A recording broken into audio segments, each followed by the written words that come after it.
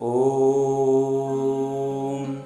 कृष्णाय वासुदेवाय हरये परमात्मने प्रणतक्लेशनाशाय गोविंदाय नमो नमः। प्रिय भक्तों, पितरपक्ष के पावन पर्व पर हमारे पितृ देवों की आत्मा की शांति के लिए, पितृ देवों के मोक्ष की कामना के हेतु हम श्रद्धा और भक्ति के साथ में श्रीमद् भगवत गीता का सार श्रवण करते हैं। श्रीमद् भगवत गीता भगवान श्री कृष्ण के मुखारविंद से निकलने वाला इस कलयुग का कल्प वृक्ष है, जो प्राणियों की संपूर्ण मनोकामनाओं को पूर्ण करने वाला है, पितृदेवों को मोक्ष प्रदान करने वाला है। जो प्राणी इस गीता ग्रंथ के सार को नित्य श्रवण करता है, उसके जीवन से सभी प्रकार के कष्टों का, विपत्तियों का और दुखों का अंत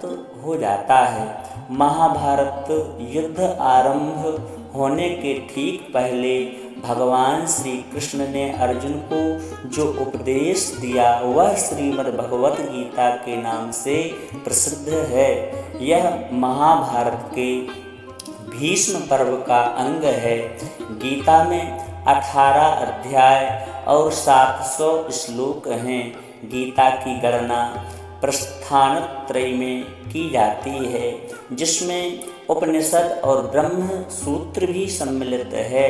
अतएव भारतीय परंपरा के अनुसार गीता का स्थान वही है जो उपनिषद और धर्म सूत्रों का है। उपनिषदों को गौ और गीता को उसका दुग्ध कहा गया है। इसका तात्पर्य यह है कि उपनिषदों की जो अध्यात्म विद्या थी, उसको गीता सर्वांश में स्वीकार करती है। उपनिषदों की अनेक विद्याएं गीता में हैं, जैसे संसार के स्वरूप के संबंध में अश्वत्थ विद्या, अनादि अजन्मा ब्रह्म के विषय में अव्यय पुरुष विद्या, पराप्रकृति या जीव के विषय में अक्षर पुरुष विद्या और अपरा प्रकृति या भौतिक जगत के विषय में अक्षर पुरुष विद्या। इस प्रकार वेदों के ब्रह्मवाद और उपनिषदों के अध्यात्म, इन दोनों की विशिष्ट सामग्री गीता में सन्निविष्ट है। उसे ही पुष्पिका के शब्दों में ब्रह्म विद्या कहा गया है। महाभारत के युद्ध के दौरान जब अर्जुन युद्ध करने से मना करते हैं, तब भगवान श्री कृष्ण उन्हें उपदेश देते हैं और कर्म व धर्म के सच्चे ज्ञान से अवगत कराते हैं। भगवान श्री कृष्ण के इन्हीं उपदेशों को श्रीमद् भगवत गीता नामक ग्रंथ में संकलित किया गया है। भगवान श्री कृष्ण कहते हैं, हे अर्जुन, हे धनंजय, हे पार्थ, क्यों व्यर्थ की चिंता करते हो? किससे व्यर्थ डरते हो?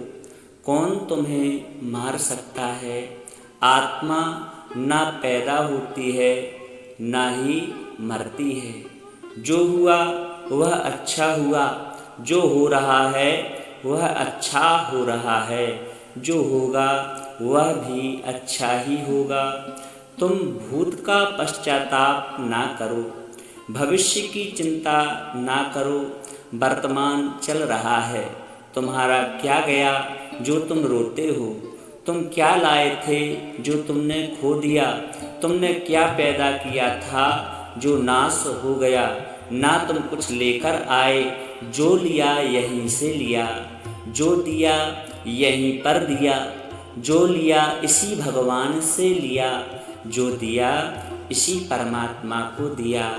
खाली हाथ आए और खाली हाथ चले। जो आज तुम्हारा है कल और किसी का था, परसों किसी और का होगा। तुम इसे अपना समझ करके मग्न हो रहे हो। बस यही प्रसन्नता तुम्हारे दुखों का कारण है। परिवर्तन संसार का नियम है। जिसे तुम मृत्यु समझते हो वही तो जीवन है। एक क्षण में तुम करोड़ों के स्वामी बन जाते हो तो दूसरे ही क्षण में तुम महान दरिद्र हो जाते हो। मेरा तेरा, छोटा बड़ा, अपना पराया मन से मिटा दो, फिर सब तुम्हारा है और तुम सबके हो। यह शरीर तुम्हारा है ना यह शरीर तुम्हारा है, ना तुम इस शरीर के हो। यह अग्नि, जल, वायु, पृथ्वी और आकाश से बना है और इसी में एक दिन मिल जाएगा।